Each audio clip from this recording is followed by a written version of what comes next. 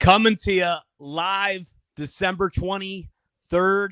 Sage, I'm in the Christmas getup right now. Where's your Christmas gear? Where's your holiday spirit, man?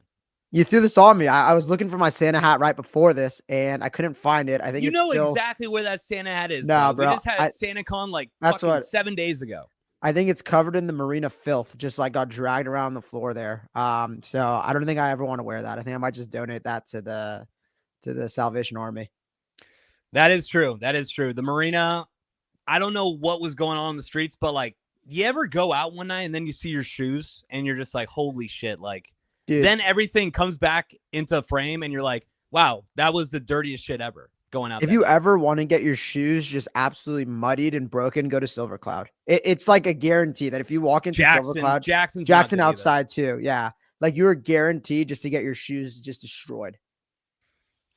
I was the fucking guy wearing all white Air Force Ones too that day. Like what the fuck was I thinking? I mean, that's a you thing. That is a me thing. That is me thing. But all right, let's get into it. As always, we're going to do westbound and around the NFL, Week 16. Sage, this one was a little bit weird because we had a couple Saturday games, so we're just going to start off with that one. Chiefs-Texans. I mean, a lot of news about Mahomes coming into the game that... Let's just brush over your boy, Bo. Let's go for it. I mean, yeah, I don't like doing the Thursday games. I just do the weekend games. Are you saying I'm trying to avoid some Bo criticism? No, I'm just fucking with you. It feels like a lifetime has passed since that game. I know. But like I said, Chiefs took on the Texans. Sage, a lot of hype around the Texans coming into this one. You had the Mahomes high ankle sprain. I think the Chiefs were favored by, or the Texans were favored by what, 3.5, 2.5 at one point? It was 2.5. Or it might have been 3.5. I don't remember. I remember I texted you the line on Monday. I said Chiefs are the easiest teaser spot I've ever seen in my life here. Yeah, and then immediately, man, like I said, all that concern about Mahomes' ankle. CJ Stroud throws the interception right away. Mahomes runs in a 15-yard touchdown. You're like, oh, okay, we're all stupid. Like, the Chiefs are definitely going to win this game. It was actually pretty close, Sage. And then I think right near the start of the third quarter, the Texans hit a 30-yard touchdown to Tank Dell, and we know what happened. I think bone came through, just terrible situation. Broken leg for Tank Dell. Sage, I mean, I said this. I said it as a joke, but the entire Texans team was crying. CJ Stroud was inconsolable. And if you had any sense, you would have bet your life on the Chiefs to win the game. And that's basically what happened. They took care of business. The game was close, but you never thought like the Texans really had a shot to win it. At least I didn't. No, the Texans never felt like they were in control. I mean, even when they had the lead, you just knew like the thing about the Chiefs, right, is you watch the game, they win. You don't know how they win. They just do it. And now they got pieces back on the offense. Hollywood Brown, I mean, only 4 or 5 catches, but it seems like he made his impact. Key plays going to him, third down going to him. And like you said, the Texans just weren't threatening. I mean, they didn't tie it up, actually. It was 16-17. Tank Dell ends the season on that touchdown catch. What was it? Torn ACL and dislocated knee that came out today. You saw the atmosphere. It ices the kicker, misses the kick. And then from there on out, the Chiefs just dominated them. I forgot about that. Yeah. Final. Yeah, 19-27 final.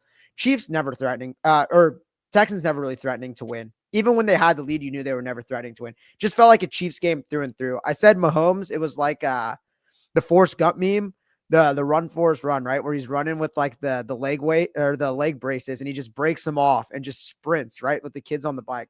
That's what it was like. He was hobbling on the sideline. Like they thought he wasn't going to play. Is he going to play? You see the line flipped 6 points from Monday to Wednesday.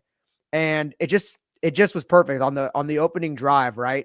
What was it? Like a 13-yard touchdown run, lowers his shoulder like he did on Malik Mustafa, just like levels the Texans DB and scores the first touchdown. From there on out, running around. He was fine. I mean, high ankle sprain, I don't know how accurate that is. Like we've seen high ankle sprains. Like Jonathan Taylor missed 4 games with a high ankle sprain. Like, are we sure it wasn't a low ankle sprain or just like an ankle sprain? I don't even really know the difference, but I don't know. He seemed fine. They were scoring at will. Whenever they needed to score, they were scoring. Yeah, I mean, I don't know, Sage. For me, this was the most impressed I was with the Chiefs throughout the entire year. I really was. It's the healthiest they've been almost. It's the healthiest they've been, and I feel like I saw the offense able to move the chains no matter what. And that defense, man, I mean, the Texans had a chance to win the game at the end there. just 3-and-out, just no chance. Then the Chiefs run the clock out.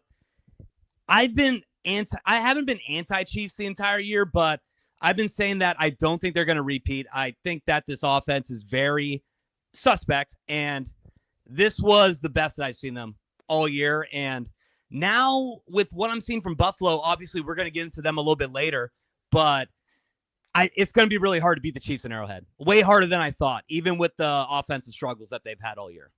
I mean, we went into this game saying it. That Texans defense is good, man. They're really underrated. They have playmakers at all three levels. Obviously, you're without Aziz, but you still have hard hitters. They're well coached behind D'Amico. The Chiefs in that first half really couldn't run the ball. I mean, what was it? It was like Pacheco and Kareem Hunt in that first half were averaging like 2.8 yards per carry. And it was all Mahomes, right? Mahomes was the guy moving the sticks with his legs. So they just go pass, quick passing him to death.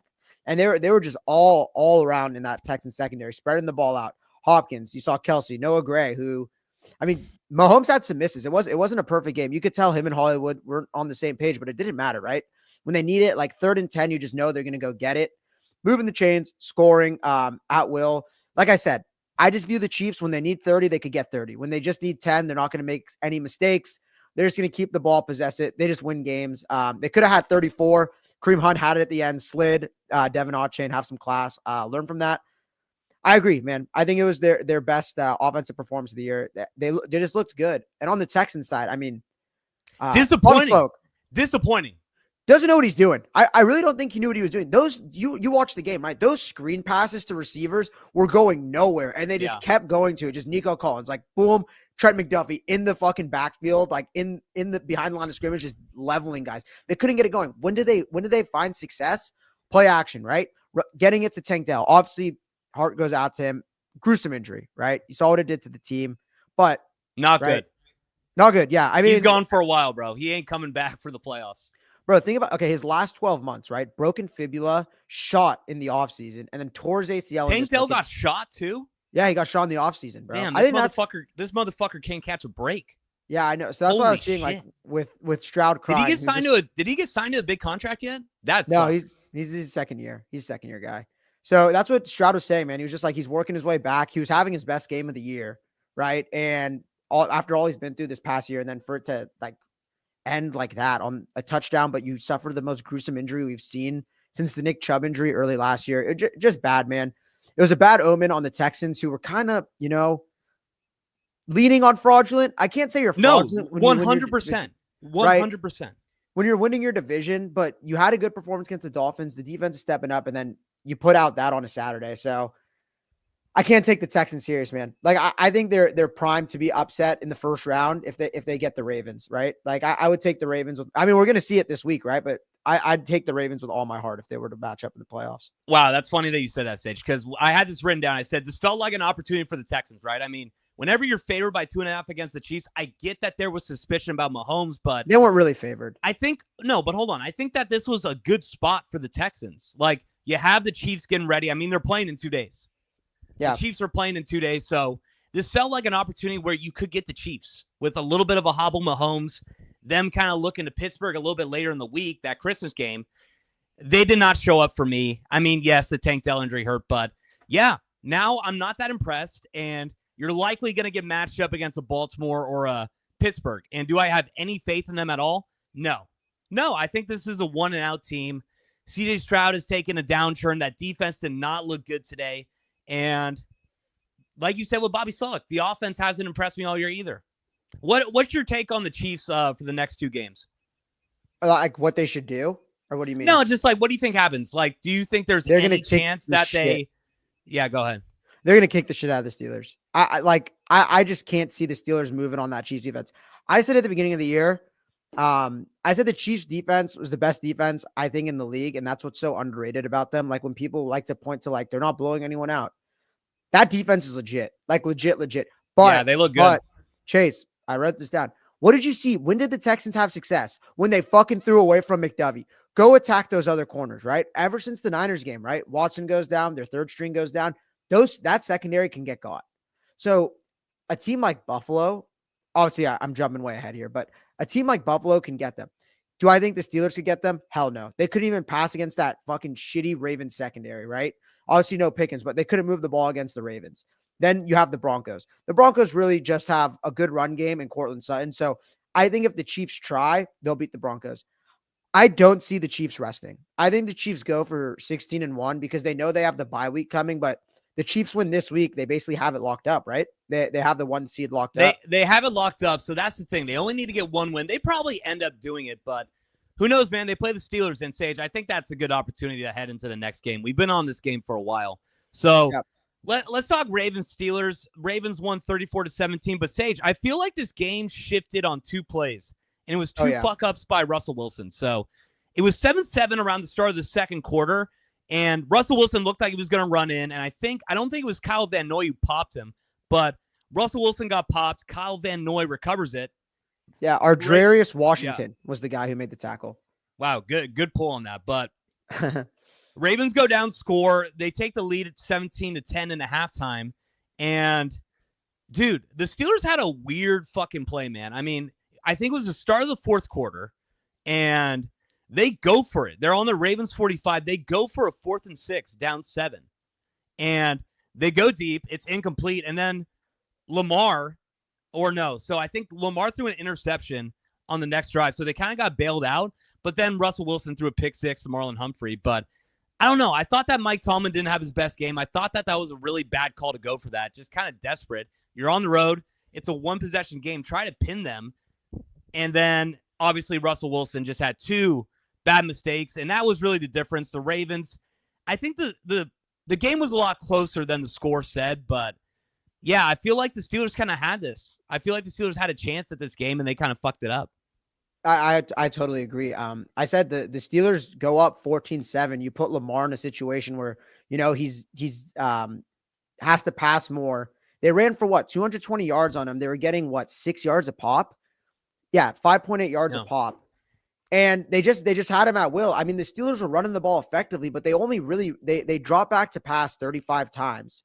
And they only had 21 design runs. So it's unbalanced. I get it. The Ravens, they're scaring you. They have that great run defense and that terrible secondary. But when you have no receivers really to throw to, I mean, he's throwing jump balls to Calvin Austin down the middle of the field. Like, you don't have guys. You have Mike Williams, who's kind of, a shell of himself. And with no Pickens, you got to lean on that run game, right? You know the Ravens are going to run the ball, possess it, out-possess them. You're getting 4.8 yards a carry, right, between your running backs, not even including Russ, who was running for 9 yards a carry, had 3 good scrambles, moved around, but you were in the game. You were in the game in that first half. That fumble flipped the momentum. If you believe in momentum, which everyone should, it's a real thing. It's a real thing. Russ was about to just, slide, and then he saw the pay dirt, try to juke his old ass, try to out-juke Ardarius Washington, who made a hell of a play, pops the ball out, levels Russ. I thought he was done. And that was really it. And then it popped off the screen for sure. I don't know if I thought he was done, but I'm like, oh shit, that one hurt. And then the pick 6. I mean, you just throw it to the wrong shoulder. It read it all the way. And that was it. I mean, just 2 awful mistakes. So I saw this. So the Steelers blitzed 62% of the time in that game. They rushed 6 or more pass rushers 60% of the time. And I just got to say, credit to Lamar, right? Getting the ball out quick, being decisive, kind of something you've wanted to see with him. Just giving his receivers chances when he feels it, making a lot of anticipation throws. We saw it with Zay Flowers. Zay Flowers was open all fucking game. It was just a matter of, is he going to throw it to him, right? And you saw the one on the sideline when they needed to extend the drive on 3rd down deep in their own territory. So I thought Lamar played it like a hell of a game. If there was any gap for him to get back into this MVP race, he did it, especially after what Josh Allen did. Yeah, so that's one thing. I feel like Lamar, that was a lot of the conversation coming into this game, that is Lamar the MVP? Oh, well, Josh Allen's the MVP, but Lamar has better stats. What I'm going to say about the game and about what's going on with the AFC North is that, Sage, you know me, I've kind of been anti-Steelers, pro-Ravens all year. I thought this was going to be fraud watch for Steelers, and I thought the Ravens were going to kind of make a stamp, say that they're going to be contenders in the AFC. I did not get that, man. I did not get that. I'm 100% with you. I thought you would get that. I really thought that was the take you were going to go with. No, and I was not that impressed with the Ravens, and I thought that the ball bounced every single way for the Ravens the entire game. I had that too. They had 2 fumbles. The first 2 times they touched the ball, they fumbled it, and they just got right back on top of it. Yeah, that's so funny. It's kind of weird because, now I'm thinking, Steelers, if George Pickens comes back, could they upset maybe a Chiefs or a fucking Buffalo? I think so. And the Ravens, Do I see them going into KC, stopping KC, and scoring on that defense? I really don't.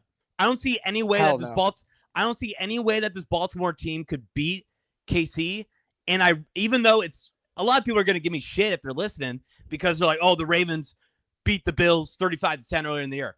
I don't think that they could beat the Bills right now. I mean, the Bills had a bad week, but I think they're going to get back to what we've been seeing the past couple weeks.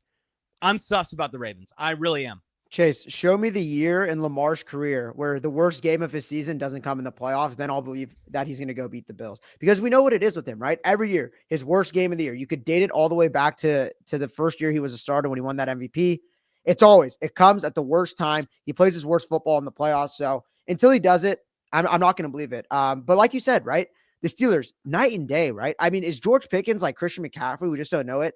That offense with and without him, like, it can't be understated, like how different they are. When you have to throw these jump balls to Calvin Austin and whoever the fuck else you got out there. Was it Van Jefferson? I don't even know who the hell else was out there for them. He didn't have that many household names to throw to. I'll say that.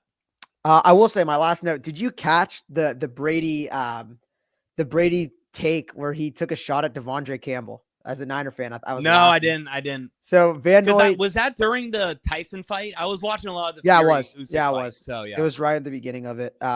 So Van Noy sacked Russ twice, and I think on the second sack, he said a lot of people don't know this. Obviously, Brady, former teammates with Van Noy, good friends. Brady goes, I have the quote. I wrote it down. I was laughing. He said, "Yeah, Kyle Van Noy playing through a broken eye socket, technically a broken face. Meanwhile, you have players around the league walking out on their team, refusing to go into the game because they got benched or they think that someone else is better than them. It just shows you the character of Kyle Van Noy." Great shot. I loved it as a Niner fan. Fuck Devondre Campbell. Like, I love Tom Brady, so that just made me feel good. That was the Niners' one win of the weekend. So that's like, what's that Tim Robinson show where it's like in the courtroom where like the guy just gets shat on, like, and it's not even talking about him. That's like Devondre Campbell. Devondre Campbell's just released right now. Or I think you should wait. I think you should leave. But Devondre Campbell's just got released, probably down, watching some Saturday football. And then Brady just throws a shot at him to like prop up Kyle Van Noy. It's like, come on, man. Come on. But okay. So what do you think? Who do you think wins the AFC North? Because the Steelers, basically what's happening right now is that the Steelers are on a tiebreaker. They're up right now. They have the same record. But the Steelers have the Chiefs and the Bengals. And the Ravens are at the Texans and at home against the Browns. So you got to think that the Steelers probably drop one. I mean, realistically. But I don't know. I think the Ravens edge them out and they get that 3 seed. I really do. Even though I'm propping up the Steelers right now, I think that they're going to drop one of those games. And I think Ravens take care of business and lock up the AFC North. I really don't know, because the Steelers are so different week to week, but these past, like, what is it? Three losses in a row now? Or is it 2 losses in a row for the Steelers? I can't imagine they lose out. I just can't imagine it. I think once they get Pickens back, maybe, it starts to turn, but I don't think the Ravens going into the Texans is a sure thing. Like I just said, funny enough, I said the Texans are frauds, that I would take the house on them in the playoffs if they were to play the Texans. We saw it last year when they matched up in the playoffs. It was a little bit too much, but I don't know, man. Like, I don't see the Steelers losing. Yeah, it'd be 4 in a row to lose. I just don't see that. I think they're too well coached. They're gonna get Pickens back. Run games maybe starting to get going. It's one of those things where it's like whichever one they lose, I think they'll win the other. But like if you take it week to week, it's like, yeah, I think they probably lose both. But then again, like we'll get into it with the Bengals. Like I still don't think the Bengals are that good. So do I give them the edge against the Bengals? I do. That's fair. All right, let's go on to the next game, Sage. Let's get into that Sunday slate. So we had the Giants taking on the Falcons. The big talk with this game is that Michael Penix replaced Kirk Cousins. He looked decent. He went 18 for 27, 202 yards, only had a pick, no touchdowns. But Sage, the Giants actually went up 7-0, and then the Falcons scored 34 unanswered points. And I'm not going to be a guy. I mean, Drew Lock, very attractive wife. That's all I'm going to say. Not really going to give him advice, but come on, bro. Hold on. But all I'm going to say is that he threw a couple pick sixes. Sage, I think he needs to get Jameis Winston into his life, help him pray away from the pick sixes, because that's kind of what stood out. It was just a nightmare game from the Giants. And yeah, they got their ass kicked. Falcons took care of business. And we're going to talk about it a little bit more, I think, with the Buccaneers game, but they're back into the playoff hunt, man. The Falcons are now ahead in the NFC South. Yeah, all I really had on the Giants is it's a dumpster fire. Getting rid of Daniel Jones was the best thing they could do. They're primed to get a good playoff spot or a good draft spot. Obviously, not the playoffs. And 10 look, straight losses. 10 straight yeah, losses. They now have the number 1 pick in the draft. first time in franchise history they've lost 10 straight games. Lock, 2 interceptions, both were pick sixes, both hilarious. But I think the story of the game was the Falcons. And what'd you think of Penix? Not that good. I was not that impressed, man. I thought he was good. Oh my God. Sage, I literally said before the show, I was like how Jameis Winston prays to pray away pick sixes. I'm like, don't bring up Brock Purdy. Like we can't get into a Brock Purdy conversation. But I need to say this. You're saying that Brock Purdy didn't play good, but you're saying Penix played good today?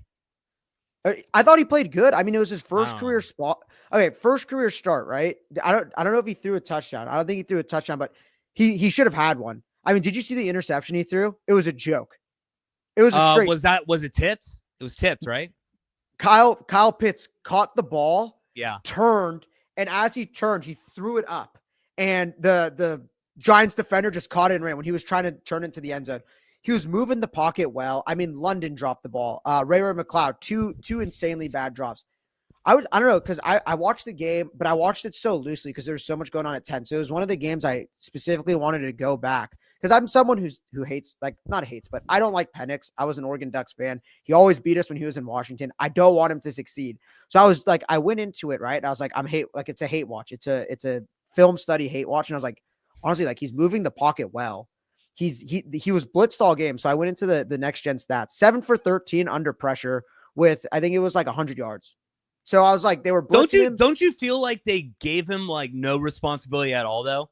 That it was just like, hey, you're gonna give Bijan like 30 touches. That's how we're gonna win the game. Just don't fuck it up. And I get that, but like, I'm not saying he was bad, but I don't think he impressed me. Like, I wasn't like, oh man, he's got some zip on the ball. Oh my God, like he's rushed. You know what I mean? I thought he did have some zip. He's the 8th pick, so you got to think about it in the sense of if you're a Falcons fan, like, is this your guy the next 10 years? And I don't think I saw anything that really assured me that that's, what he is. Okay, so I was just saying, like, it kind of was like Bo Nix in that first. Like, you could tell, like, he's an older guy, right? Like, he wasn't making rookie mistakes. Like, I saw it. He looked off defenders. He was making audibles at the line of scrimmage. Obviously, he helped open the run game when he's mobile and he could move the pocket. I just thought they looked a lot better with him. I just thought as a team, they look a lot better. They were able to run play action, which Kirk Cousins, right? It's like Jimmy G. He refuses to give his back to the defense. So they were actually able to like run a little play action with Bijan. Bijan, I said it because on the rewatch, I was like, he had 22 carries for 93 yards. But man, it was like the most impressive 22 for 93. Like that touchdown run, just like there was nothing going on with that Falcons offensive he was destroying me in my fantasy semifinals. But it was crazy.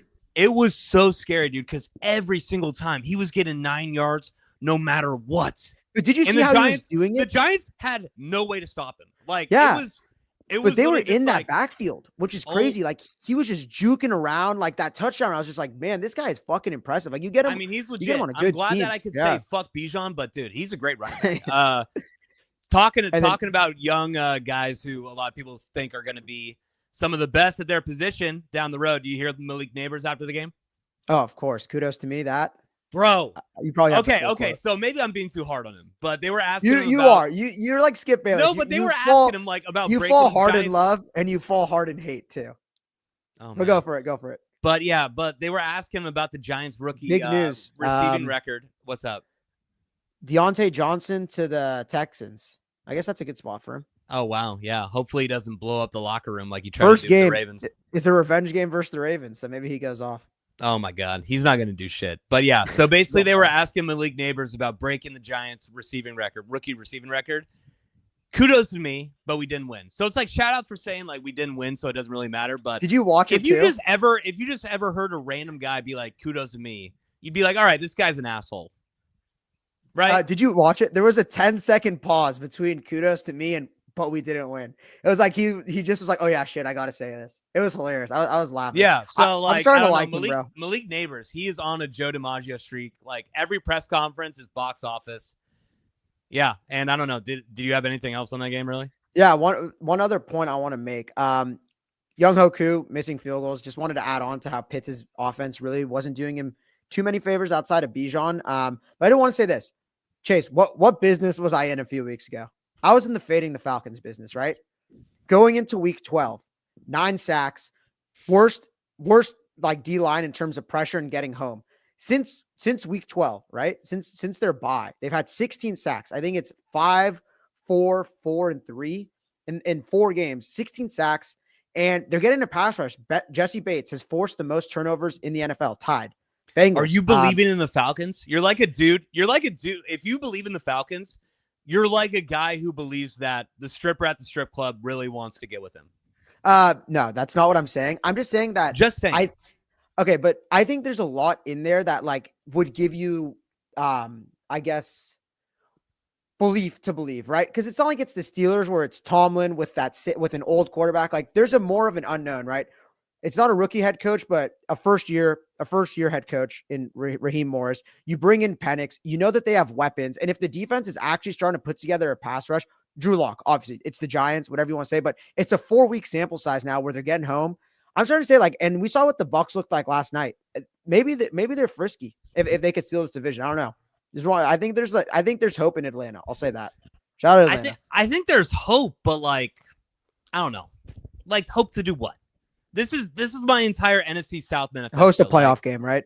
Like you always bring up with the Niners, like, what's the point? Like the NFC South, literally, what's the point? The NFC South is just to fill out the entire rest of the NFL schedule. We all know they're never going to win a Super Bowl. We all know that we're going to give them a home playoff game begrudgingly, and it's always going to be an argument like, oh, should like a 13-14 playing the shitty NFC South team have to be the road team? Like that's been the conversation for the past 10 years. That's what's always going to be the conversation with the NFC South. If football's ever going to follow the NBA's path and just basically eliminating and making divisions obsolete, because remember how in the NBA, like 7 years ago, like if you won your division, you got a top 4 seed, you got to host your first round there. And then they were just like, this is dumb. Like we literally have like a 50-win team going like, to like why are we giving the Blazers a fucking, It's because the Warriors, because the Pacific, like they had like 3 of the best teams in the West. Like we can't fucking do this anymore. Like we got to just make it obsolete, which it should be, right?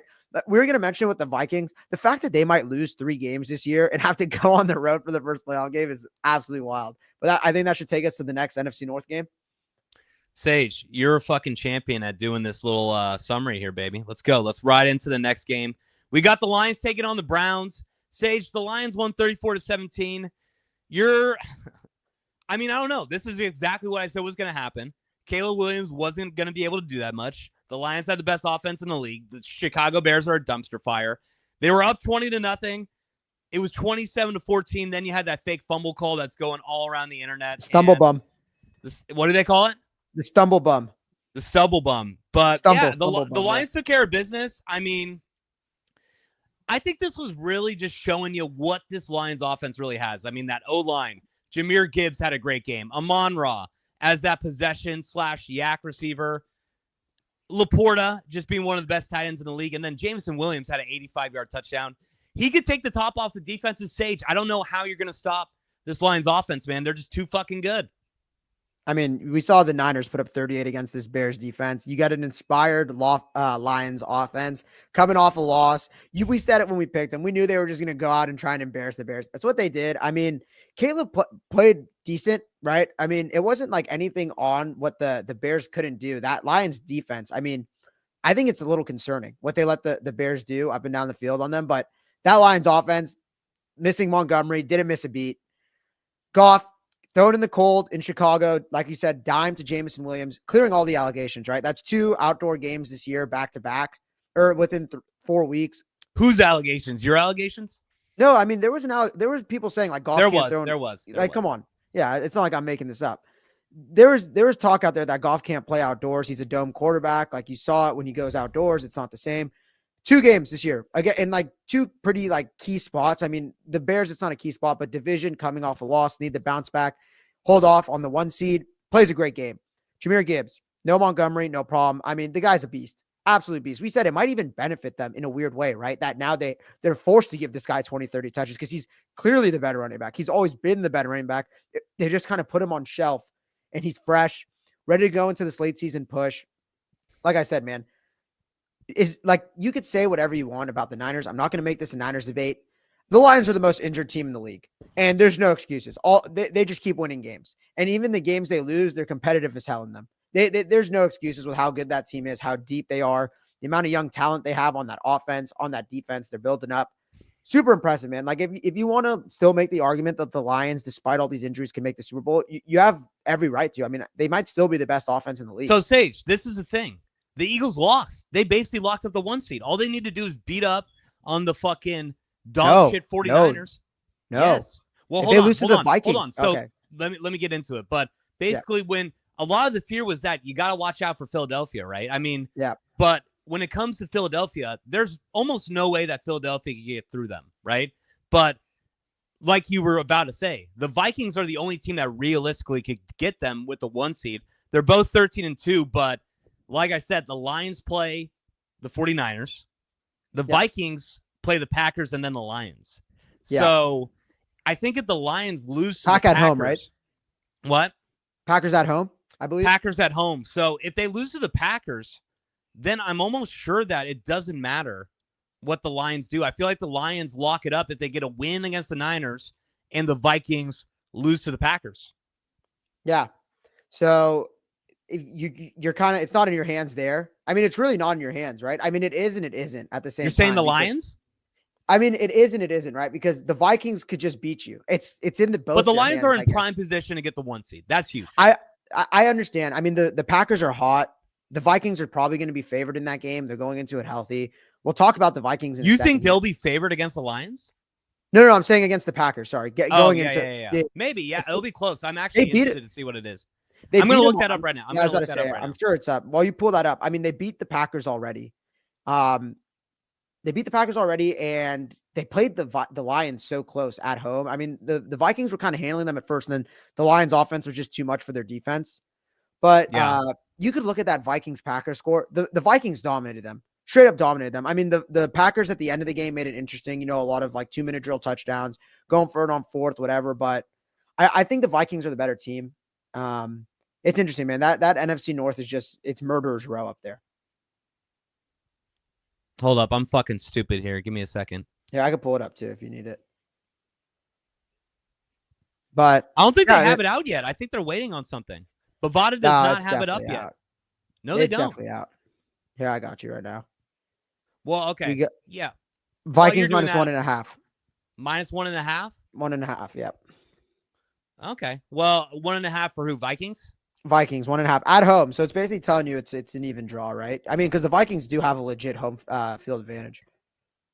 Yeah, they do. I mean, it's going to be interesting, man. That NFC North is going to be fucking crazy the next 2 weeks. That's honestly, if you're looking at the slate, that's going to be the one thing pushing the NFL the rest of the way because everything's almost locked up. Like you have that 7 seed in the AFC. You have a little bit in the AFC North, but the NFC North, how that goes the last 2 weeks is going to completely shift what the NFC playoffs are going to look like and who could win. No, 100%. 100%. I mean, we said it like Philly maybe doesn't have the best chance, right, to get the 1 seed. What you need is the Vikings to lose to the Packers and then beat the Lions. And then I think maybe they have a chance. I think the Lions would probably still have strength of schedule over them because they're playing all these NFC North teams. So I don't know. It's interesting. I'm not fucking Steve Kornacki breaking it down, seeing how it's going to work out. But if I had to bet, I think it's going to be one of those NFC North teams getting the 1 seed. We're not Steve Kornacki. We're just regular guys talking football. Sage, let's go on to the next one. We had the Browns taking on the Bengals. The Bengals took care of business 24-6. They were up 17.5, but Sage, there was a little bit of a fear for me, especially 100%. If you had Bengals -7. So the Bengals were up 17-6. There was about 14 minutes left in the fourth. DTR threw a pick in the end zone. And then with 3 minutes left, Sage, I mean, the Bengals were up 17-6. I don't know if you want to try out the video here. It's Christmas, so we were thinking about maybe getting some stuff going, but it was 17-6. The Bengals had the ball on the Cleveland 1 yard line. And let me know. How quick could you get this out, Sage? I can get it up in like within just you give me 5 seconds. Fuck it. We only got 4 people. Let's see how this works. Going with the video and me talking about it. All right, let's see it here. We got it, baby. Chat, how we doing? Chat, how we doing? Maxie, what's up, baby? Let's get a pulse LLC, how we doing? Dubs, W's. All right, let's see it here. W Santa Code. See, Sage, somebody appreciated the Christmas cheer. Who? Huh? It was the LLC, baby. The LLC. I mean, the LLC is just the GOAT. The LLC is the GOAT. Shout out the LLC. All right, we got it up, Chase? Yeah, but we got it up. But yeah, see, no. So you got to go a little bit further down.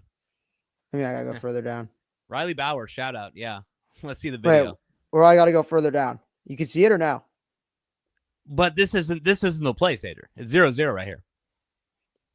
Wait, It's about 3 minutes left in the fourth quarter. Pocket collapses. Burrow stumbling. That's the one I sent you. You said I wanted to talk about this one too. Oh no! What the fuck do I want to talk about that one for? I thought. Okay. Okay, you go. Okay, ahead. no, but the one that I was talking about It was was a failure. Hey, it's all right. Hey, Merry Christmas. it's our first try, man. It's our first try. We're gonna have to. There's gonna be a learning process here, but yeah. So the Bengals were up 17-6. They were on the Cleveland 1. Basically, they just had to run it, and they would have scored a touchdown. They would have been up 21 points. They do a play action. Burrow gets pushed back 15 yards by the rush, fumbles. So I'm like, holy shit! Like I had Bengals -7. They're up 11. And Cleveland legitimately had a chance to just score a touchdown, cover. DTR, though, I mean, he hit a crazy 4th and 8 play. Did you see that one? Yeah, of course. I mean, it was this one highlight of the game. I mean, of course. I don't know how many people were watching this Browns-Bengals game. Okay, so this one. Oh, go for it. No, but basically what happened, then after that, he threw an interception, and the game was over. So I won my bet, but even though the scoreline looked 24-6, it was a little bit shaky at some point for the Bengals. I said my main takeaway was kudos to Chase. I think maybe everyone in America overthought this. So Burrow, it's really just comes down to who are the quarterbacks, right? Burrow versus DTR. DTR in his career. Chase, do you know what his touchdown interception ratio is for his career? Or you can I assume it's negative. I assume there's more interceptions than touchdowns. One touchdown. And I'd be willing to bet the fucking house on that. 1 touchdown to 9 interceptions for his career. Yikes. Dorian Thomas Robinson. You played him over Jameis. This guy's 10 times worse. Burrow this season, right? Most consecutive games now with 250 passing yards, 3 touchdowns. He has 39 touchdowns on the year, first in the NFL. 4,200 passing yards, first in the NFL. 8 interceptions, 3rd in QBR, 3rd in quarterback rating. This guy is lighting the league up. And they kind of won this game with defense, right? I mean, you saw and just the Browns being the Browns. Browns take their first offensive possession, run it all the way down to like the 3-yard line, fumble it at the goal line, like at the inch-yard line, cough it up. And just from there, if you had the Browns plus 7.5, it's over for you. You need that touchdown, get the boost, it's over for you. That touchdown that I did show, right? The one where Burrow's falling to go up 7-0. I can't believe you thought that was the play I wanted to show. I mean, it was that was one of the 3 videos from the entire weekend you think I wanted to show? Goddamn. Well, no, because it was I threw it out there that I wanted to show, not you. I'm not trying to guess what you want to show. Dave, but come on, baby. We only got an hour of a show. We can't be fucking putting. No, we're limitless, baby. We're like what is it? We're like Bradley Cooper. We're limitless. But what I want to say is T. Higgins. Did you see his quote after the game? No. Is there drama? No. So you know how Joe Burrow bought the Batmobile? He said, yes. He said, man, fuck the Batmobile. That motherfucker's flying out there. He's Superman to me now. So I wanted I like that. I wanted to show that play because he was just like, it was like the Mahomes in the Super Bowl versus the Bucks, the throw that everyone was slobbing over that was incomplete, where he was kind of like at an angle throwing down. And I mean, it was sick. I thought he was down. If I'm being honest, I thought he was down, but they reviewed it. They confirmed it. Touchdown. Shout out Burrow, man. I mean, he's having an MVP season, and his team might not make the playoffs. So that kind of is unfortunate. They have a shot. O-line. I mean, they have a shot, Sage. They have a shot, but it's not great. But hold on. So they have a head-to-head against the Broncos. Yes. Right now. So the Browns the Bengals are 7-8. The Broncos are in that 7th spot at 9-6. So if the Broncos lose to the Bengals, then they have the Chiefs week 18. So if they lose those two, the Bengals beat the Broncos, beat the Steelers, then I think you just need the Colts and the Dolphins to lose 1 game each, and you got it. Yeah, but the Colts play the Jags and the Giants. But the Colts are the Colts and have Anthony Richardson as their fucking quarterback. How can you possibly say that they're no doubt going to lock up those 2 games? Sage, they were up 38 to fucking 0. All right, they're next. Let's get into it, right? 7, and they almost fucking got a comeback on the Tennessee Titans. Brings us right into our next point. I mean, that was just on fucking Steichen. Steichen's a moron. Like they benched Jonathan Taylor. They put in all their second string receivers. I've never seen that. They put Jonathan Taylor on the bench and then had to bring him back in the game for the last 2 drives. Like that early in the game, they were like, you know what, we're good, bro. Like we're good. Like go rest up, get a Gatorade. But I mean, yeah, we could talk about it. I mean, shout out Jonathan Taylor. I mean, Sage. I actually had a funny thought with this game because I had no interaction with this game. I had no fantasy players playing in it. I didn't bet on it. This was like watching a shitty movie that has a plot twist. it's like you're already not really interested in the movie, and like then 7.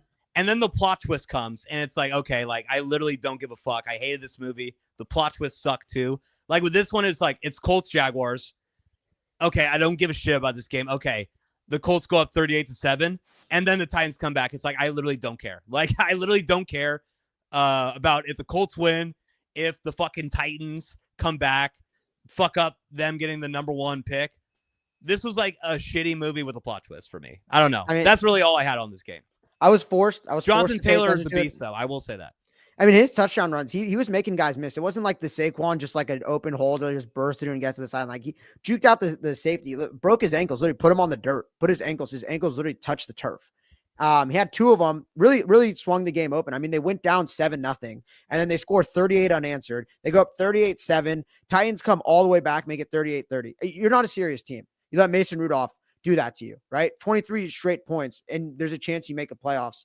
I don't know. Mason Rudolph's just like a better Will Levis. Like you still get the dumbass penalties, right? Or not penalties. You still get the dumbass turnovers, but at least you're getting some touchdowns out of it. Made a nice throw to Calvin Ridley on that first drive to score. Made it a little bit interesting there. Was conducting a good 2-minute offense for that entire fourth quarter. Outscored the Colts, right? I mean, 23-0 in the fourth quarter. Made it interesting. I mean, Anthony Richardson had to make a throw to Michael Pittman to move the sticks to make sure that the Titans didn't get the ball back. So, I mean, as unimportant and uninteresting a game that was somewhat interesting could be, to put it at. Also, okay, I'm going to get off topic here. When I compared this game to a shitty movie with a plot twist, did you say 7? What? You know, 7. you heard me. No, I didn't say 7. Yes, you did. What do you say? You said set. Are you insinuating that 7 with Brad Pitt and Morgan Freeman is a shitty movie with a plot twist? No, I'm just fucking with you. I had another note about this though. Just, I heard that. I let it go, but I did while say you were that. talking the rest of the way, I just had to bring it up, man. I had to bring it up. So Mason Rudolph throws the worst pick ever. Throws the worst pick ever. And then there was a flag on the play, and he does the thing where he points to the flag and is like pointing the other way and starts clapping and was like saying like, no, like I threw the pick because like this. Turned out to be on the offense. Just perfect Mason Rudolph play. I thought it was funny. That was like my one tidbit from the game that I thought was maybe the casual viewer might not catch. But Colts, I mean, so I have it here. Colts win out. Broncos lose their last 2. Bengals lose 1. Bengals lose 1. And they have the Jags and the Giants. So there's a path. Do we want the Colts in the playoffs? Fuck no. God. Absolutely not. Absolutely not. I do not want the Colts anywhere near Super Wildcard weekend. Let's just get into the next game, Sage. So this was a shitty game. I don't know if you watched a lot of this game, but I did not like this game at all. You had the Rams going to New York to take on the Jets. The Rams won 19-9, but Sage, this game left me unimpressed with the Rams and just completely certain about what I've been saying with the Jets all year. I mean, yeah, of course. It's weird because the Rams, right? They kind of have that style. They could beat you however they please. They could win in so many different ways. I mean, it's just evident. Have they just won in different ways, or do they like have the control to like make a game be in their favor in different ways? Like, you know what I mean? Like, I feel like they've won in a couple different ways, but like, I'm never like the Rams are completely in control of this game. They could get it done any single way. Am I wrong? They always make it interesting. I feel like they look very bad. They look gettable for sure, but I'm just saying, like, it's impressive the way that they can win. Like, Stafford played not as great, not a good game. They were making him miss throws. He wasn't throwing, but Kieran Williams, right? Carries him, puts the team on his back that game. Stafford, what was it, 110 yards? I could pull it up here, but he had 110 yards. The pass game was struggling all games. Puka, 5 receptions, his worst game in a while since he came back from the injury, and it didn't really matter. I mean, you could say whatever, the Jets offense is terrible, but the defense looked decent. I can't say they look good. I mean, the Jets didn't punt all game. First, the lowest amount of points totaled by a team that never punted. 9 points. The Jets didn't punt all game, and they scored 9 points. So they went touchdown on their first drive, turnover on downs, field goal, turnover on downs, fumble, turnover on downs, missed field goal. So, I mean, the Jets are the Jets. It's kind of a hilarious operation. Can we do a little Jets, like just shit on the Jets talk? So I'll say this on the Rams real quick. 8-2 in their last 10, and now they have clear control of the NFC West But they really don't. Okay, you could say that if you think the so. Seahawks I got going the to win out. situation right now. Do you want me to convince you? So I got the situations laid out right now. So the Go for it. Rams are ahead, but the Yes. Seahawks are 8-7. They're one game back. And if they Yes. beat the Rams, they have the tiebreaker. So all they really need to do. No, they don't. They don't have the tiebreaker. Yes, they do, Sage. Yes, they do. No, it's true. I literally had this written down, but you go into No, it. I'll tell you why.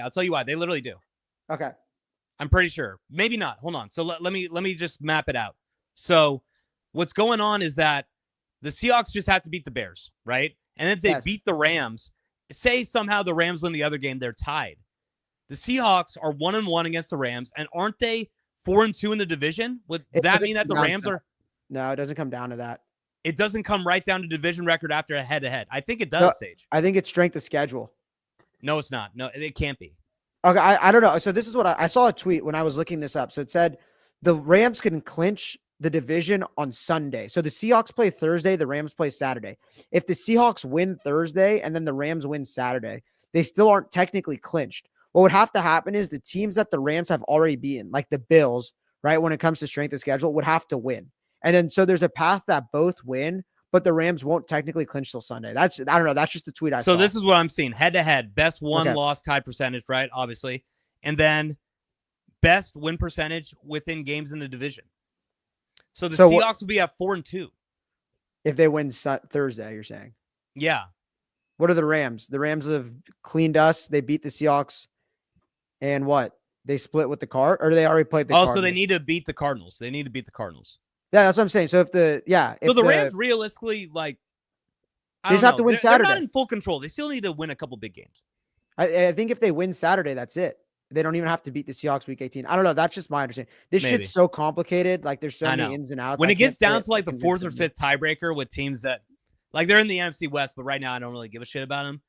It's a little tough to say, but all right. Can we do a little bit of a Jets combo? Of course. We could always do a Jets combo. So the Jets are now 4-11, Sage. Next two games, they're playing the Bills and the Dolphins. Yes, most likely going to lose. Sage, their over-under this year was 9.5.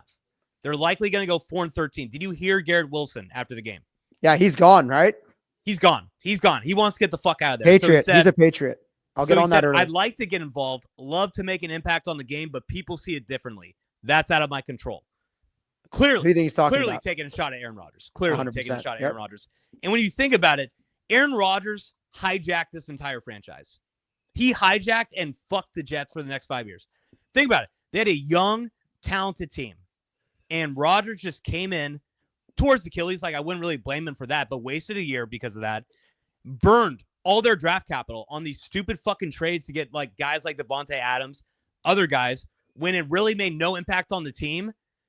Got the coach fired, sucked the entire life out of the franchise, and Woody Johnson is at his lowest approval rating, and Aaron Rodgers probably just going to leave next year. So he torpedoed the entire setup that the Jets had, which was probably the most positive thing that the Jets had for about 15 years. So, wow. He got the GM fired. I mean, there was a report that after the loss to the Vikings, Woody Johnson said he wants to bench Rodgers, but Saleh wouldn't let it happen, right? I don't know if you saw that. But yeah, you get the GM fired, you get the coach fired. You refuse to go in a direction that your team was like kind of like trending. What did they win? 7 games last year. You can't even touch that now. Like you've already guaranteed you'll be worse than you were last year with a healthy Aaron Rodgers the whole year. The defense has been a little banged up, but that shouldn't matter. 9 points at home. You lose all these like insanely close, like heartbreaking games.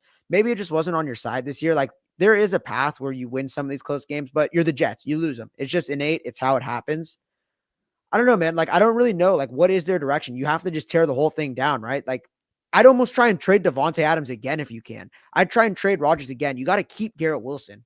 I think that's the thing is like, you should keep this guy. He's in his third year. And that's the thing. A lot of people are going to say, oh, the Jets are the Jets. They always fucked up. But this was the first time that you've actually seen that they had all-pro level young talent around that defense. I mean, you have Quinnen Williams.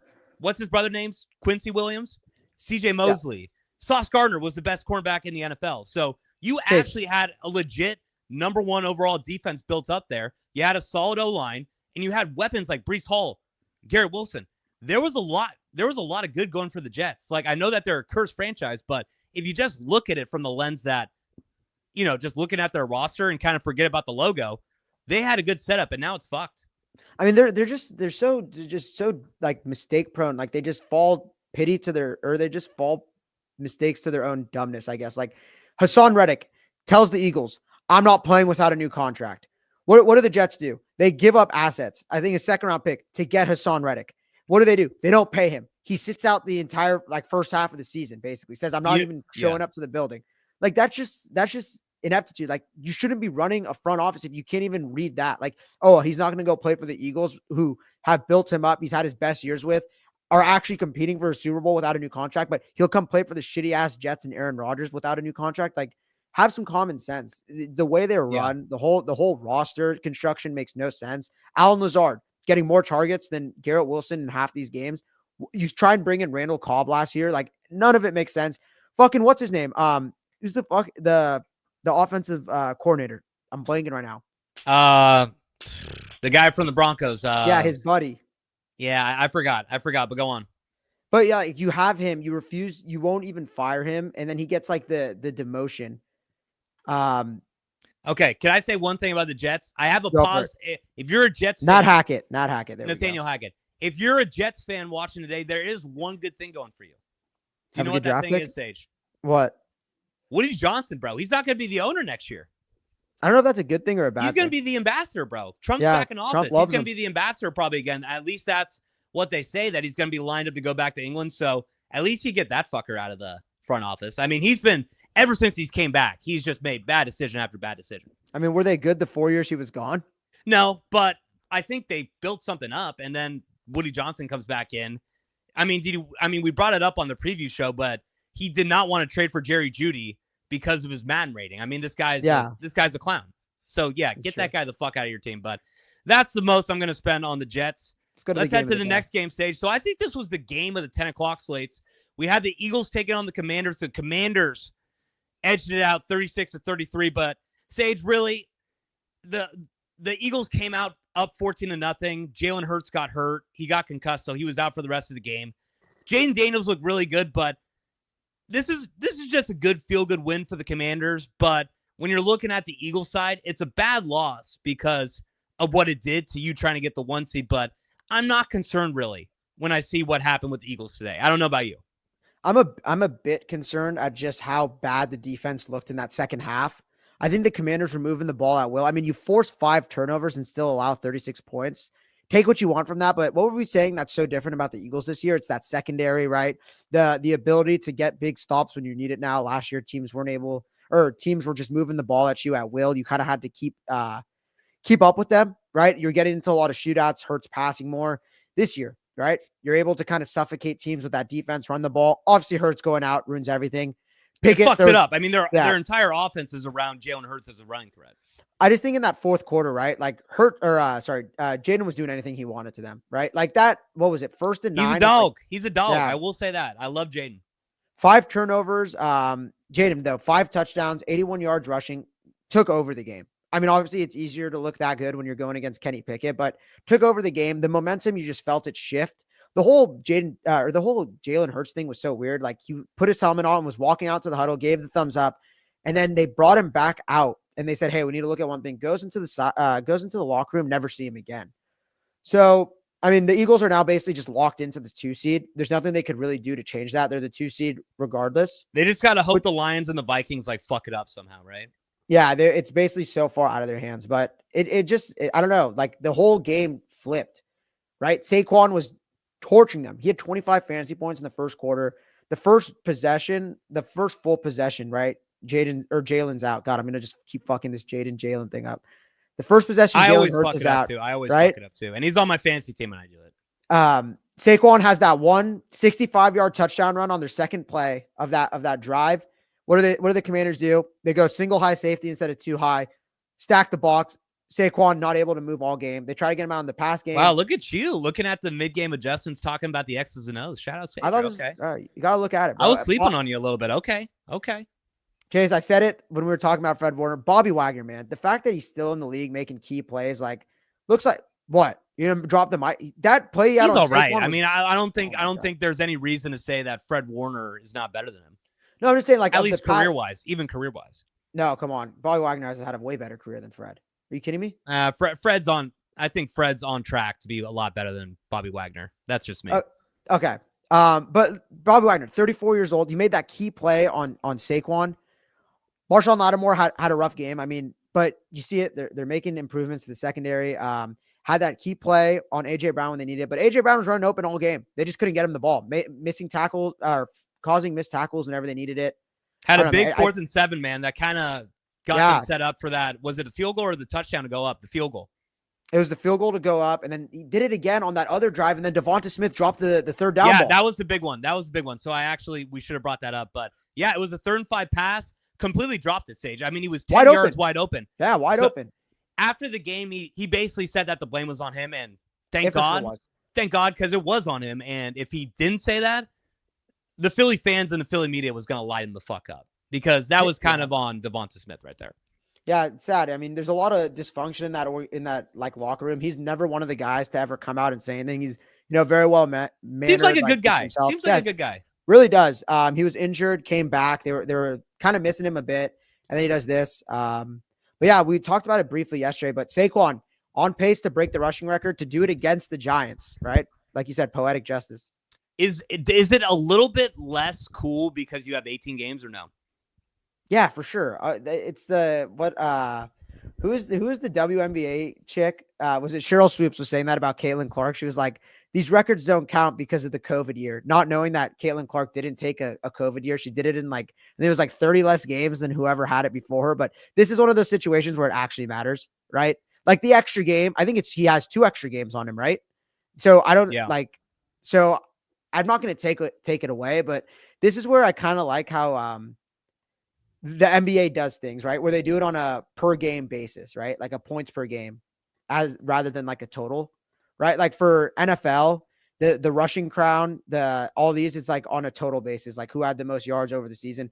NBA, they do all their things like it would seem a little fucked up and soft to be like Saquon Barkley, all-time NFL leader, 105 yards per game. That just doesn't sound as cool. You know what I mean? Compared to being like he has the most rushing yards in any season in NFL history. That's the right way to do it, because it preserves history, right? Like it preserves the history of it. Sage, officially results, vibes, and analytics guy. Analytics guy. You're an analytics guy, bro. But it's true. Like it preserves the history. Like these guys, like the OJ record, all that. I mean, shout out OJ, not shout out OJ. To the Juice. Rest in peace. Yeah. But I don't know. That's just my take. It just bugs me because like for someone like Brady or all these other guys, like you see all their passing records like that they set, like even Peyton Manning, it doesn't look as spectacular now when you put it into a vacuum with all these seasons that are coming. Like Tua just threw for 100 touchdowns. He's going to finish with like 200, 300 touchdowns. And it's just going to make like all these other guys who came before him look kind of like you're like, oh, Tua did this. Like what? But I don't know. That's just my take on it. Yeah, we'll see. He's probably going to get it done, and people are going to get pissed off. So I'm just here for the content, man. I'm here for the content. People saying that it's not the same because they have an extra game, all that bullshit. So we'll see what happens there. One more quick thing, Sage. Commanders are 10-5. They're the 7th seed right now, but the Packers are 10-4. The Commanders, no matter what, would probably have the tiebreaker. Or no, if they win out, they would have the tiebreaker. The Commanders play the Falcons on Sunday Night Football next week, and then are at the Cowboys. The Packers are playing the Saints tonight, but then they have the Vikings and they have the Bears. So if they lose to the Vikings and the Commanders take care of business, the Commanders would be the 6th seed. And that would open up a Philadelphia Green Bay 2-7 matchup in the wild card, and probably the Rams playing the Commanders in the first round of the playoffs. Yeah, that would be awesome. I mean, the Packers, right? Ever since they expanded it to the 7th seed in the playoffs, so the only 7th seed to ever win a playoff game last year. They did it versus Dallas. So who knows? Maybe they could do it again. Who knows? Maybe they could do it again. Sage, I don't know what you're going to have to say for this game, but we had the Cardinals taking on the Panthers. Panthers won 36-30 in overtime. The only thing that I have for me is that Chuba Hubbard tried to destroy my life and destroy my fantasy season. It honestly seemed comical. Like when the guy hit like the 55, what was it, like a 60-yarder to tie the game? Like, of course. Is this game only set up for me to lose in fantasy? Chuba Hubbard gets like a 25-yard touchdown in OT where they have the field goal lined up to win the game. They literally could have just fucking kneed it, kicks a field goal. They break through. Chuba Hubbard walks into the end zone. I'm like, this is a fucking joke. So that's all I have for this game. The Cardinals are kind of a joke. Jekyll and Hyde again. Chase, 2 things. 1, no one cares about your fantasy team. 2, The Cardinals seem like they want it. You should care about it, motherfucker. We're gonna be playing each other in the championship next week. Chase, it's irrelevant. I'm just setting this up because I know I'm going to lose. But Chase, Yeah, exactly. there's no Jekyll and Hyde anymore. They're just dog shit. So they went into their bye 6-4. They've lost 4 of their last 5, and they've had opportunities to win. It just seems like they don't care. Like, did you see in overtime? They got the ball second. Panthers get the ball first. Cardinals get the ball. They go for it 4th and 2 at like their own 15-yard line. But they get it. They got it. And then they get into another 4th down situation and they punt. Chuba Hubbard wins the game. He like sheds off 3 tacklers and just runs it in like he's beast mode. I'm sure you saw that. It probably pissed you off so much. But I mean, Bryce Young looks good. Ask Remo. I was going fucking crazy, bro. I was going fucking crazy because I think the Commanders had 4 fumbles? Yeah. No, so as this was going, Panthers. As this was all going on. Oh, okay. I got what you're saying. As this was all going on, so Chase has Jaden on his fantasy. Chuba was killing me. Bijan was killing me. I have Jane Daniels and Terry McLaurin. They can't even get the fucking ball because everybody else on the Commanders are fucking fumbling, giving the game away. And then Chuba, Bijan, Malik Neighbors is like going off. Oh my god, I was dude. Like have you ever had a moment where you unleash for like 15 seconds? You don't really care who's around you. You unleash, and then right after you're done, you're like, wow, this guy probably thinks I'm a crazy person. That's what I had with Remo. I'm like, oh my god, Remo thinks I'm a crazy person. My roommate. It's like post-nut clarity, but for like a temper. Post-temper clarity, we could call it. Thank you, Remo. Remo's in the chat right now. He said the meltdown was unreal. It was crazy. But yeah, it kind of, dude, I'm going to sound wild here. But after watching the Cowboys last night, right, I'm starting to think like maybe the Panthers or maybe the Cowboys are better than we're giving them credit for. And maybe the Panthers really aren't that bad, right? I mean, they're playing all these teams close. Oh my God. Can we skip this? Can we skip this, please? Bryce Young hitting it. Maybe the Panthers aren't that bad stage. We're already at an hour 1. How much longer are we going to talk about the NFL here, Panthers? baby. We only have 3 weeks left of this, Chase. Enjoy it while you can. All right. I won't. I do not like talking about the Panthers and the fucking Cardinals right now. 68 yards rushing. I'll give you the floor, though. I'll give you the floor if you need to. All right. I just thought he played well. I mean, as soon as James Conner went down, right? James Conner was dominating them. Couldn't really do much. You know who I want to put on fraud watch just a little bit? Marvin Harrison Jr. I'm sorry, brother. Like, you see all these other receivers in way worse situations. Brian Thomas Jr., Malik Neighbors. They're fine. They're fine without these top tier quarterbacks. You should be too. People were saying you're the best receiver prospect to come out since Jamar, like one of the best receiver prospects they've seen. You have the name. 48 yards per game this year, right? You've had 2 games over 100 yards.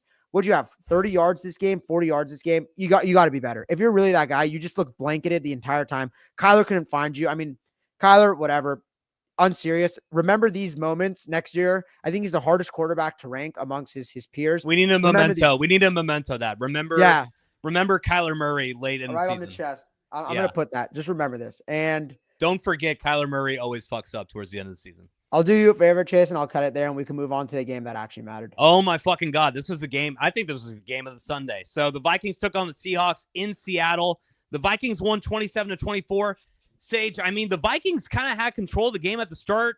Geno threw a bad Geno interception. This was a very bad Geno interception. 2 of them. The Vikings took a 17-7 lead, but the Seahawks scored a touchdown before the end, I think right before the end. So 17-14 at half. It was a close game. The Seahawks took the lead, I think, with about 4 minutes left. Geno drove down, got into the end zone, but Sam Darnold, that's going to be the conversation coming out of this game. How can you get rid of Sam Darnold? Hit my boy, Justin Jefferson, 39-yard touchdown, 27-24. The Seahawks drove down. Jason Myers had a 60-yard field goal to tie it, but was short. It was a cold day, so that was a tough kick. But Geno got the ball back with 55 seconds left. First play, throws a terrible interception. Seals the game. The Vikings are humming. The Seahawks have a Geno Smith problem. I mean, yeah, the 60-yard field goal was because Geno took 2 terrible sacks, right? In moments you just can't do it, trying to scramble around, pull a little Brock Purdy, try to do too much, just get it out, move on to the next play, and just, don't lose your team the game. It's what they've been doing it's what he's been doing. The Seahawks aren't that awful, I guess, of a team. That offense is somewhat like pretty loaded. Like they're well off. The O-line's obviously an issue, but I think this is just about the Vikings and like what the Vikings present and who they are. Me and Chase, we had the opening topic like way back when we first started the pod. And we were saying like, yeah, just give me Sam Darnold in January. Like, I don't give a fuck. I'm starting to believe. Like, there's too many moments now. Remember when I said that it's like a Steve Young situation with Sam Darnold last year and you clowned me for Dude, 12 you months? literally shut the Bro, fuck. You took that from Kyle Shanahan. That was Kyle Shanahan's direct quote that you literally just butchered word or like stole word for word. And I'm just just try to saying make that I thought that Sam Darnold had talent. He could still be a good quarterback in the right system. Okay. One, he's not Steve Young. He's a fine quarterback. I was just gonna say he looks like a top 10 quarterback. Like right now, like I feel like it's getting hard to like argue that he's not. He's got the physical traits, man. He's got the physical traits, and he's got the stats right now. It's just like you don't realize how mobile he is too. Like he extends plays. He could. Bro, dude's an athlete, straight out of SoCal, athlete. Yeah, and it's just like throws on the run. The first touchdown he threw to Jettas to Justin Jefferson, laser, right? Reads it, goes to the second read, finds it. Boom. Got a hose. He's got a hose. And it's just like all these like key situations, right? We saw it against the Cardinals. We saw it against who they play last week? The Vikings? Yeah, whatever. And he just all these times, right? Like when they're down and they were down 24-20. They got the ball and you kind of just knew like they're going to go get this touchdown. There was no doubt in my mind they were going to go down and score. Like when he has those let's show a comment right here. So really quickly, we're not going to get back into the Brock Purdy conversation, but okay. I think that this is something that you got to bring up with the Vikings. Hold on, let's bring it up at the end. Let's talk at the end real quick. Okay, go ahead.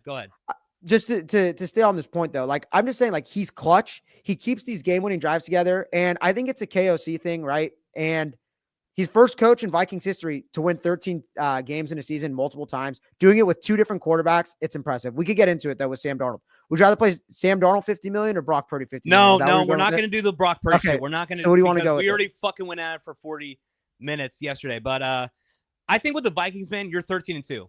Also, I think the next two games, the next three, how your season ends determines what you do with Sam Darnold. If he fucks up against, hold up. If he fucks up against the Packers, fucks up against the Lions, and then gets shat on in the first round of the playoffs, then I think you probably end up going with JJ McCarthy, trying to give him a shot. But right now, I really like what Sam Darnold's putting out. I think that he's going to do well. So I'm saying that I think that it's going to get to a point where the Vikings are going to have to sign him. And JJ McCarthy, doesn't he have two injuries? Is it not like a Klay Thompson situation? It's not like that bad, but he got re-injured during his rehab. Yeah, he got re-injured during his rehab. So you don't know what he's going to be. When you drafted him, you really didn't know what he was going to be. Now he's coming off of two different injuries, major injuries. So Chase, I think you're seeing that this guy is taking you, he's close to making you a 1 seed in the NFC.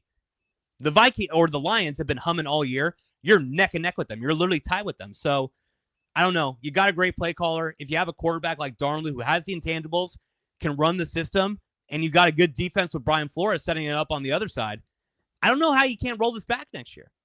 Chase, if you drafted JJ McCarthy and he gave you this is all you wanted to see. Like, this is what you hoped you'd see when you drafted the guy. It sucks because he was a Niner last year, right?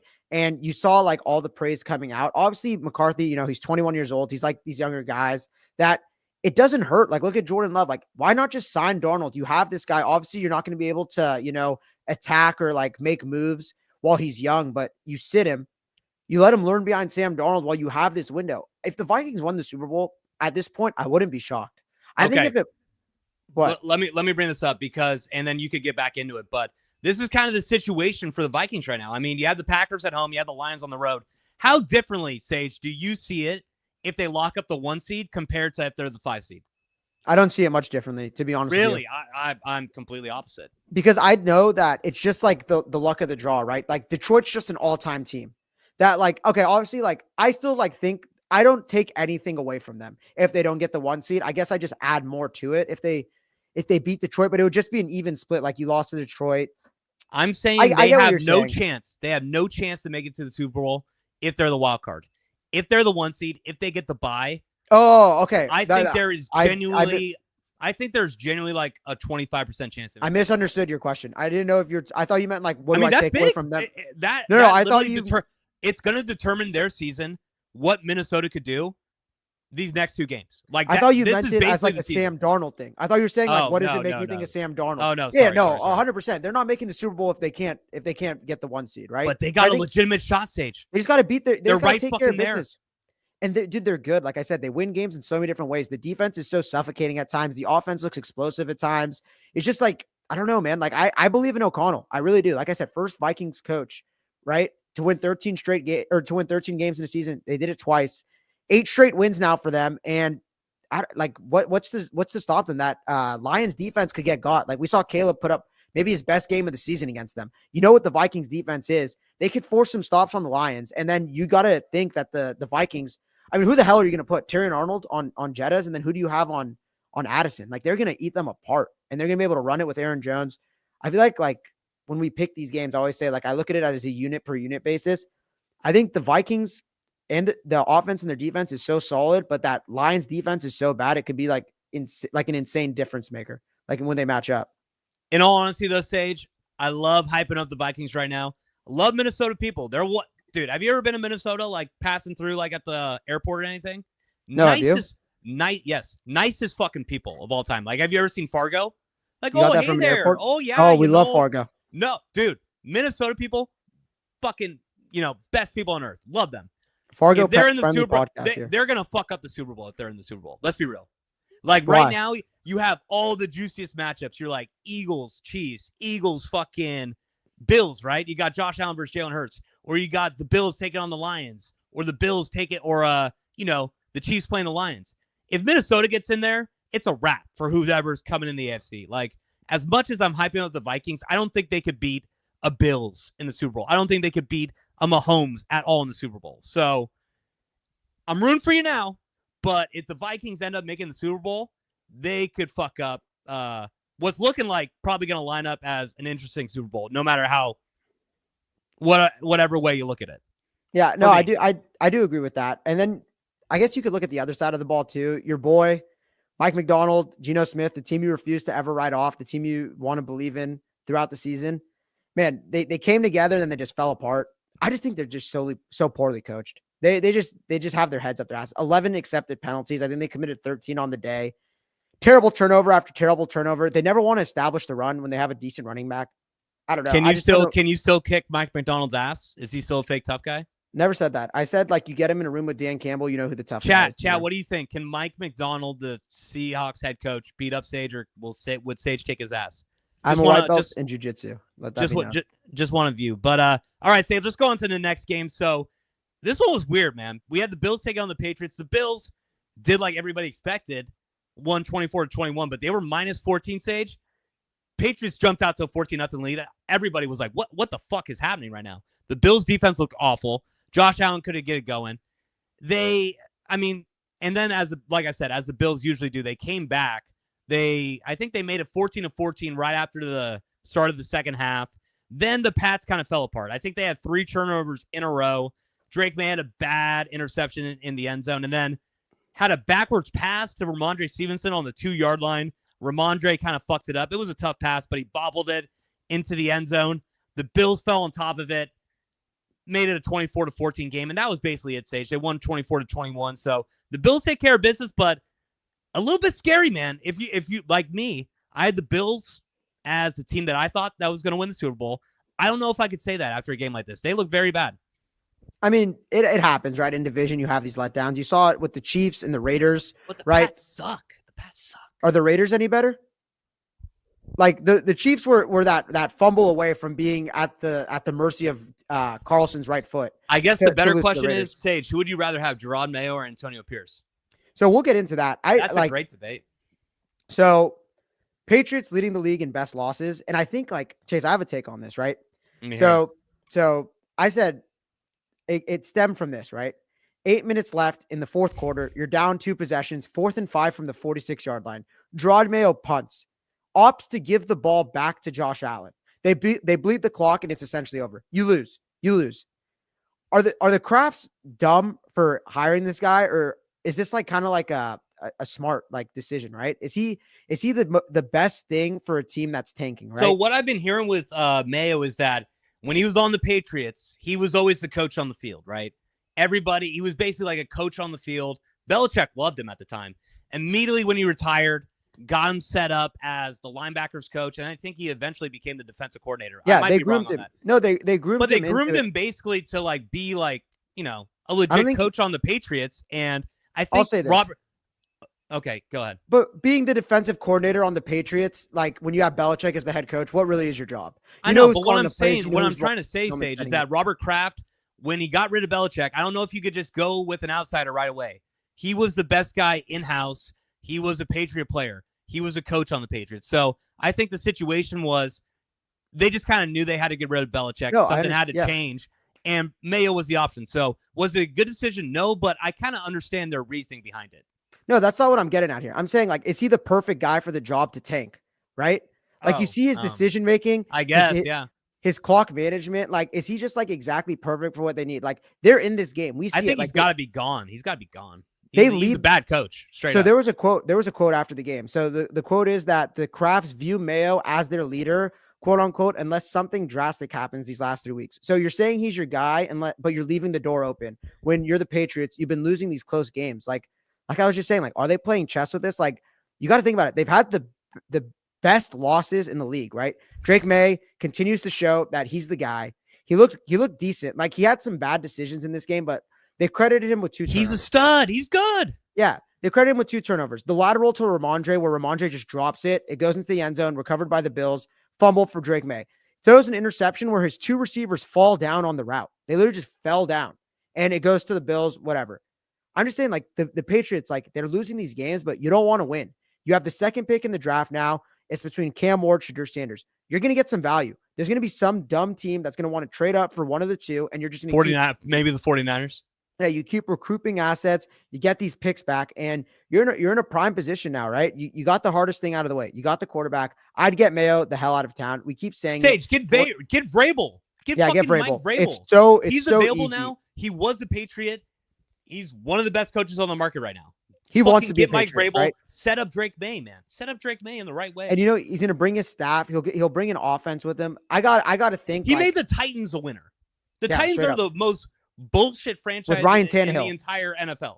People were having Ryan Tannehill debate. I think he might have made a Pro Bowl, maybe, Ryan Tannehill. Like, he had some good years there. They had AJ Brown. I mean, they did have AJ Brown and Derrick Henry, looking back on it. 2 guys who were like kind of like top 5 at their position, would you say? But that's him. He was involved in that process too. 100%. I don't know if he drafted Henry, but I think AJ Brown was for sure him. And I don't know, man, like, it's right there for you. Like, it's the biggest layup in this offseason, but I really think they're going to keep him. I think there's just like a bit of, like I said, Reinsdorf. Like, this was their guy. They groomed him. They talked so highly about him. They fired Belichick. They got all the do your job shit out of the building. Take him to the hill. Their new motto is everywhere. Plastered all over the Patriots facilities. And I think that this is their guy, and they're going to go down with the ship for at least another year or 2. Yeah, I don't know. I mean, the Patriots need to figure it out. The Bills, I'm scared about them. I'm scared about that defense.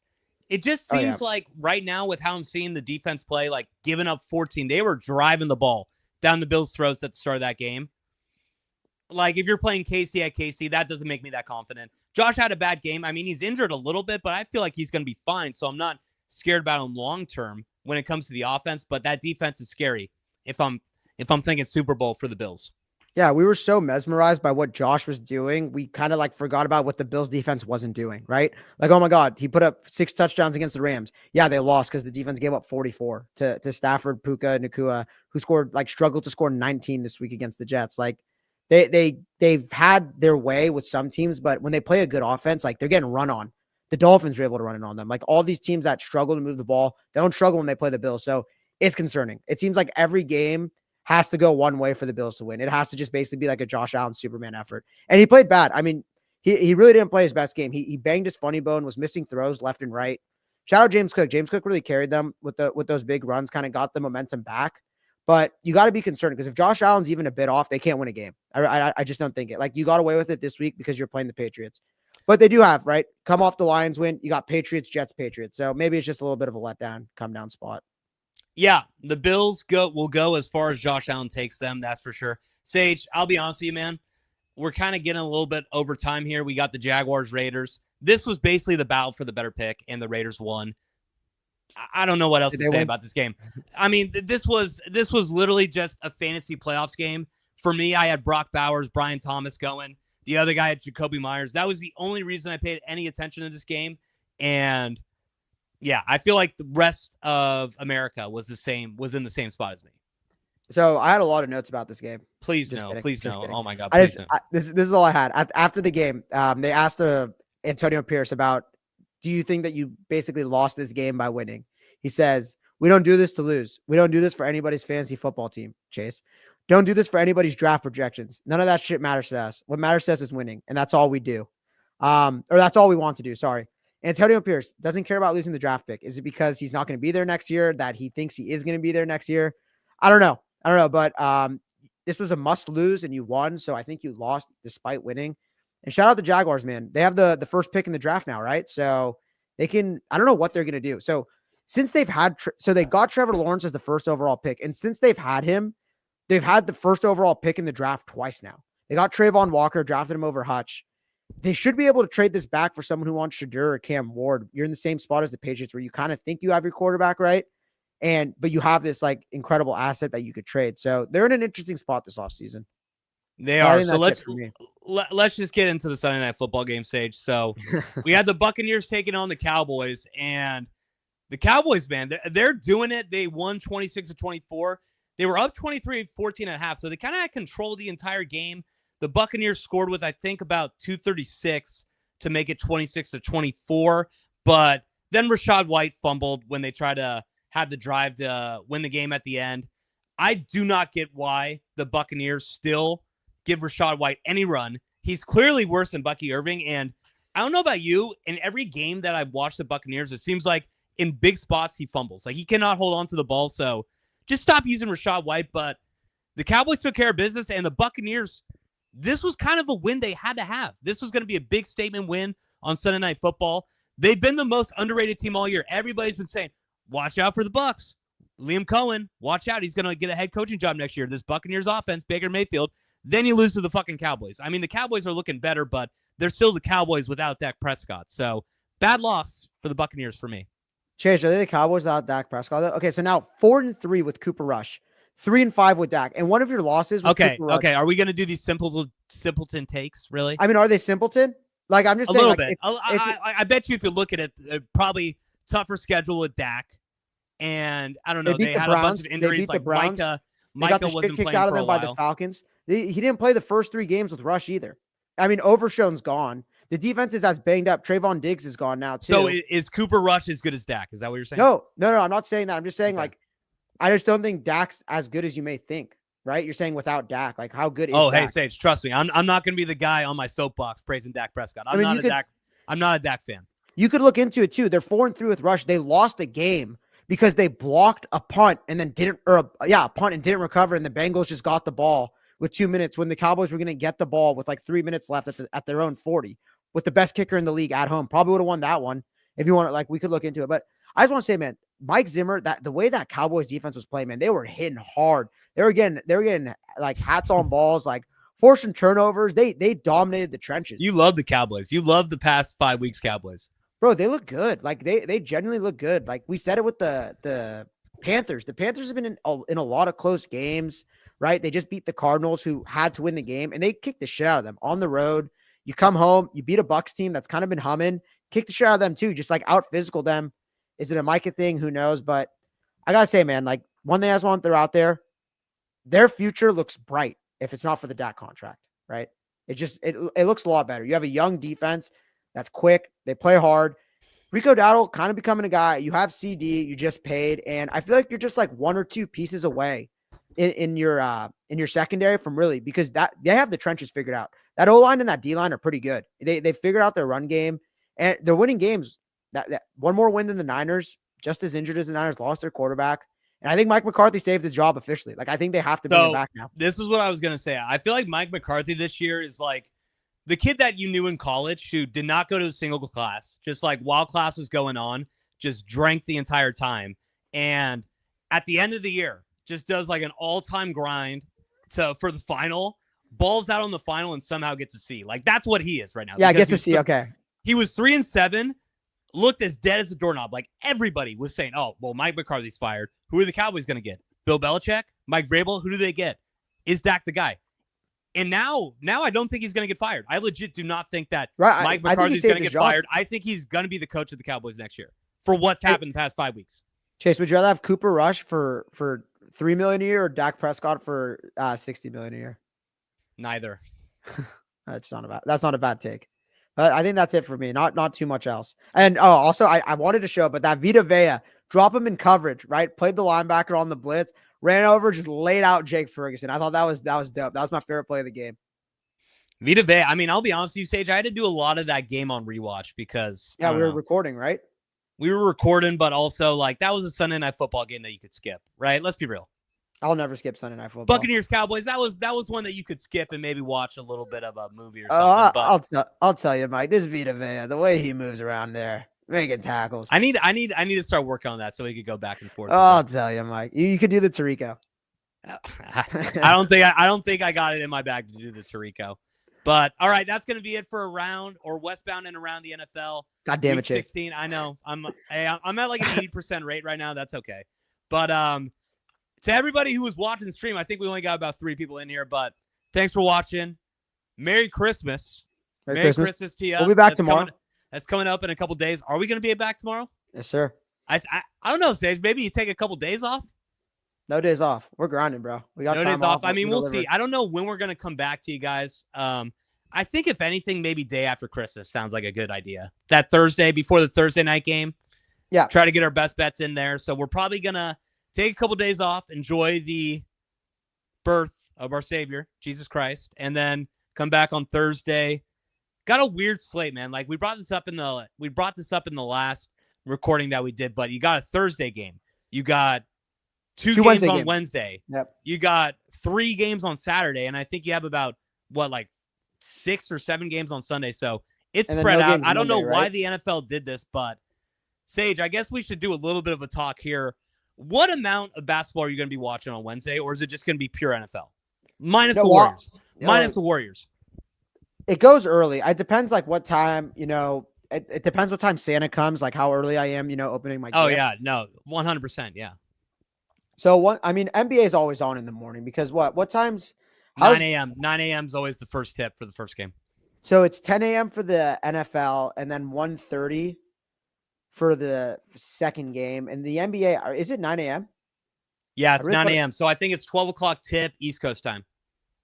Okay, yeah, that makes sense. So yeah, it's 9 a.m. Spurs Knicks, don't care, 11:30. So it's honestly going to work out perfect. Once that second NFL game ends, I'm going to get the Lakers Warriors and then the Nuggets Suns after, which are the 2 games I care about. I mean, Mavs Timberwolves is cool, but is it going to take priority over Chiefs Steelers? Hell no. So I'll say I'll watch those last 2. There's always that night game, that 7:30 game. Chase, I don't know how close you are with your cousins, but you've kind of worn down the conversation. Oh yeah, there's the night game on. Let's maybe just go sit so we don't have to talk. We already did the white outfit. We had to talk about the kids. It's how have things been going the past couple months? It's okay, nice. And we caught up on Christmas Eve. We did the white elephant. Secret Santa's done. Maybe let's just go watch some Nuggets. Yeah, you talk to maybe the other family members who are not your immediate family, but you're connected to them somewhat. Once again, you do the, hey, how's it going? And then you're like, you know what? I need to get a drink. I'm going to sit my ass down on the couch. I'm going to watch some football. I'm going to watch some basketball. So that's what I'm going to be doing, Sager. I know that's what you're going to be doing. To everybody out there who is listening, thank you for watching. We love you guys. Please like, subscribe, comment, follow us on Twitter, TikTok. Anything else, Sager? That's it. Like, subscribe. You know where to find us. In the bio, all our socials will be linked. See you next time, I guess. See you next time. Sage. I got one question for you before we do hop off here. Sure. Best Christmas movie, I guess one that you got to watch. So I always watch a movie on Christmas Eve. I don't know if you have to watch it. What do you watch on that Christmas Eve? What's your Christmas movie? To be honest with you, it's not a Christmas Eve thing for me. It's like a Sunday before, a yesterday, today thing. Okay. So I watched It's a Wonderful Life on Friday. So I think that's always a must. It's a classic. That's my Christmas Eve movie. It's always A Wonderful Life for me. Is that your number one? That's the GOAT Christmas movie. If you have any other answer, you should be thrown in prison. And forced to not ever celebrate Christmas again. I like the OG Scrooge movie. I think it's funny. Scrooge? You mean with Bill Murray? No. What is it called? You mean A Christmas Carol? A Christmas Carol, yeah, that one. How are you going to do Charles Dickens like that? But It's a Wonderful Life. Okay. Is Die Hard a Christmas? Is Die Hard a Christmas movie? Can I be honest with you? I think it is. I think it is. I don't understand why it's a debate. Christmas movie. Any movie that's set during Christmas is a Christmas movie. I think what like I say that people think I'm trolling, but like I just don't understand how it's not a Christmas movie. Like you said, it's set during like there's no fucking Santa It Claus. puts me in the Christmas vibe, and it's just a cool fucking story. And it's not like is there a Santa Claus in It's a Wonderful Life? Like, is there Santa Claus in Exactly. A Do I Christmas need a Carol? fucking Santa Claus? Do I need the fucking reindeer? Do I need some kids getting presents for it to be a Christmas movie? I don't think so. As long as it's set during Christmas, you like Sage, tell me I'm wrong. The bar scene during Christmas is different.